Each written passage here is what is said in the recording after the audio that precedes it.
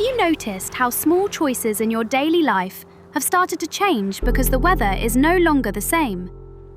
This could mean helping an older neighbour get through a heatwave, moving belongings to higher shelves before heavy rain, or avoid cooking on hot days.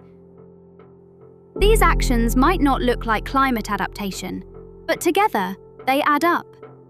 Across cities around the world, people are already adapting to climate change in quiet, informal ways, often without planning, support, or recognition. And despite how common these practices are, they rarely feature in global climate debates. Most climate adaptation research and policy focuses on planned solutions. Think large infrastructure projects, formal policies, and expert-led strategies. Everyday actions are usually mentioned only briefly, and we do not have clear ways to analyze or understand them. This reflects a broader tendency to focus on technical solutions, while overlooking lived experience and local knowledge. Our study takes a different approach by focusing on everyday adaptation. By reviewing more than 40 studies from cities in 28 countries, we identified over 600 examples of everyday adaptation. One key finding of the study is that these small changes people make to their lives rarely respond to climate risks alone. A family might raise their floor not just to stop floodwater, but also to show that their home is permanent and cared for, hoping this will reduce the risk of being evicted. Another key insight is that common categories like technical or behavioral adaptation cause many everyday practices to be missed.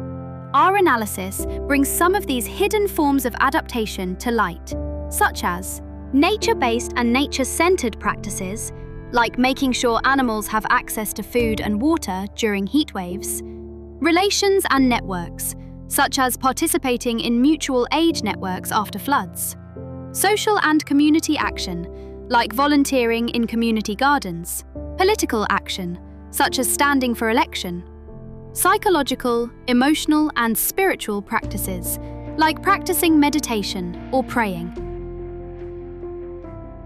This shows that adaptation is not always technical or rational. It is often grounded in care, cooperation, and everyday survival. We also identified 4 broader patterns in how everyday adaptation has been studied. Everyday adaptations are widely documented, but rarely evaluated in a systematic way. They are often framed pessimistically, without recognizing their collective value. People's aspirations and long-term goals are frequently ignored. And inequality plays a central role, since not everyone has the same ability to adapt.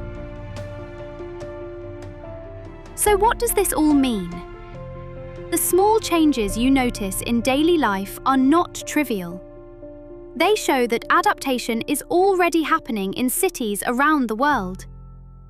For climate adaptation to work, we need to recognize everyday actions alongside formal plans.